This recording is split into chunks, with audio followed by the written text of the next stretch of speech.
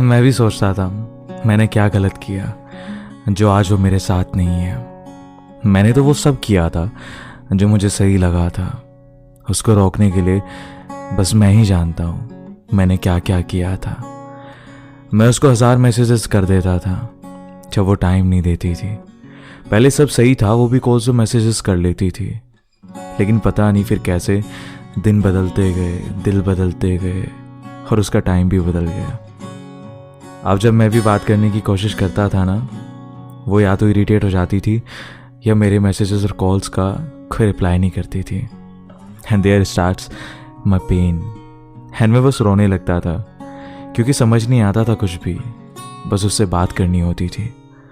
In fact मैं उसको इतनी कॉल्स करने लगा था ना कि वो परेशान होकर फिर मुझे ब्लॉक कर दिया करती थी। मेरे इतने कॉल्स करने के बाद, एंड बिलीव मी और नॉट, मुझे फिर से कॉल करने का मन करता था। मैं पता नहीं क्यों थकता नहीं था उसको रिक्वेस्ट करने के लिए। मैंने अपनी सेल्फ रिस्पेक्ट भी सब खत्म कर दी एंड उससे एक्सपेक्ट करने लगा कि वो शायद अभी भी मुझसे प्यार करती है, क्योंकि एक हफ्ते में या महीने में उसका भी एक मैसेज आ जाता था। एंड वही एक पॉइंट था जो मुझे फिर से उसी रास्ते पर ले जाता था जहाँ से मैं आगे बढ़ता था, उसे वहीं छोड़कर। और मैं आज उसे गलत नहीं समझता, क्योंकि वो सही थी अपनी जगह, क्योंकि गलती सिर्फ मेरी थी। मैं उसे समझ नहीं सका। वो वही कर रही थी जो उसका दिल करता था, एंड मैं वही कर रहा था जो मेरा दिल करता था। मैंने हर बार ये तो सोचा कि वो टाइम नहीं दे रही मुझे, लेकिन ये नहीं सोचा कि क्यों वो मुझसे दूर भागने की कोशिश कर रही है।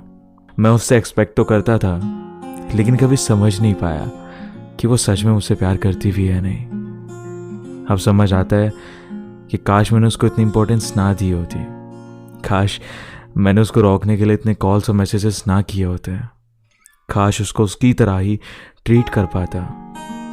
यह सब कुछ समझने के बाद रियलिटी में रहकर काश सब कुछ ख़त्म कर देता।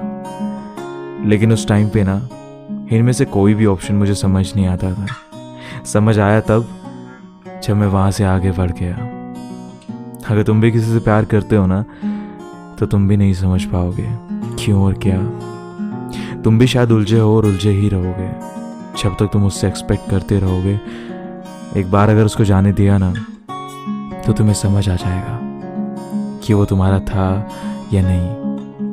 और ये समझना बहुत ज़रूरी होता है, क्योंकि प्यार इतनी आसानी से नहीं मिलता, और अगर मिलता तो शायद प्यार की वैल्यू नहीं रहती।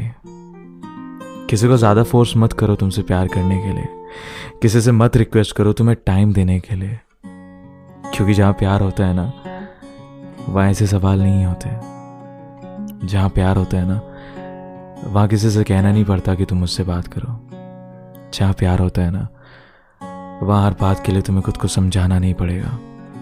जहाँ प्यार होता है ना, वहाँ तुम्हें उससे किसी भी चीज़ के लिए रिक्वेस्ट नहीं करनी पड़ेगी।